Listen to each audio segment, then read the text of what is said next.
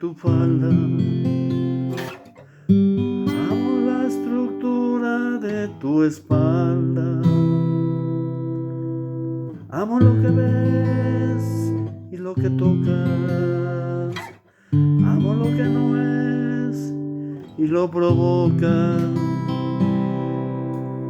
Amo tu frialdad ante la vida.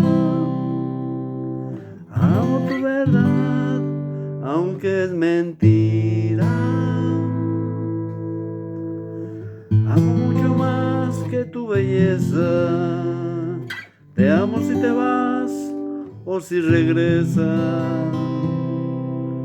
Amo la cicatriz en tu rodilla y ese lunar gris en tu barbilla. Si no fuera porque estás metida dentro de un televisor de 6 a 7, te diría lo que siento por dentro. Cada vez que te besa un mequetrefe, me enamoré de la diva de la tele.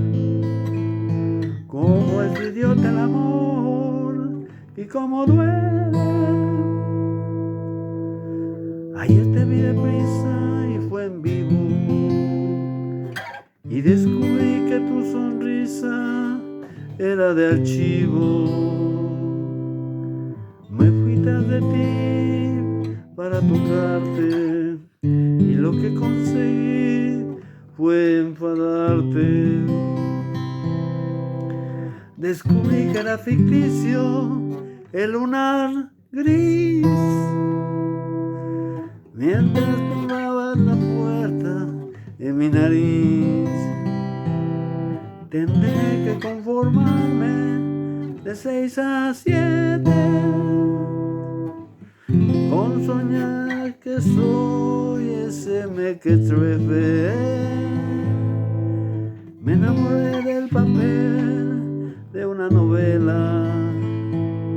Sé que tú no existes y me doy pena.